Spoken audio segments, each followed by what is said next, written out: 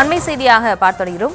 இனி ஆண்டுதோறும் ஒவ்வொரு ஆண்டும் கோடைக்கால சிறப்பு தொகையாக 2000 ரூபாய் வழங்கப்படும் என்று அறிவிக்கப்பட்டிருக்கிறது தமிழக அரசு சார்பில். அந்த அண்மை செய்தியை பார்த்துள்ளோம். விவரங்களோடு இணைகிறார் இந்த செய்தியாளர் பாரி கார்த்திக். வணக்கம். மேலும் விவரம். வணக்கம். இன்றைய தினம் எதிர்க்கட்சித் தலைவர் எடப்பாடி பழனிசாமி பல்வேறு கேள்விகளை கேட்டு வைத்தார். இன்றைய தினம் அவருக்கான நேரம்.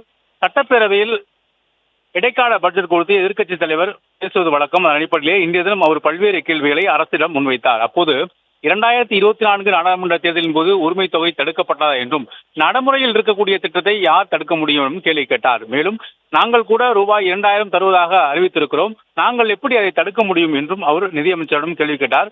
மேலும் தொடர்ச்சியாக தேர்தல் உஷ்ணத்தின் காரணமாகத்தான் கோடைக்கால சிறப்பு தொகையாக ரூபாய் 2000 கூடுதலாக கொடுத்திருக்கிறீர்கள்.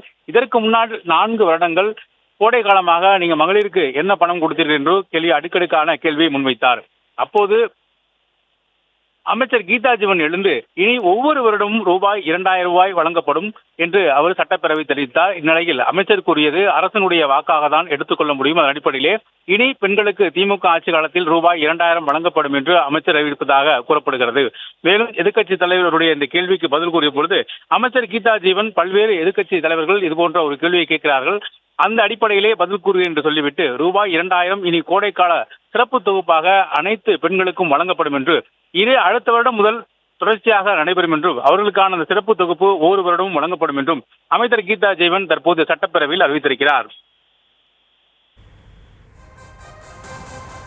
விவரங்களுக்கு நன்றி பாரி கார்த்திக்.